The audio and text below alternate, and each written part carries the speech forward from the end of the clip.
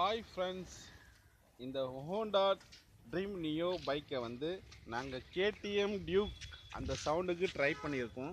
அதாவது இப்போ பாருங்கள், இந்த டப்பாவிலேருந்து ஒரு கம்பியை சுற்றி இந்த சைலன்சரில் போட்டு கட்டி இந்த 5 சென்டிமீட்டர் கேப் வச்சு நாங்கள் இப்போ ஸ்டார்ட் பண்ண போகிறோம்.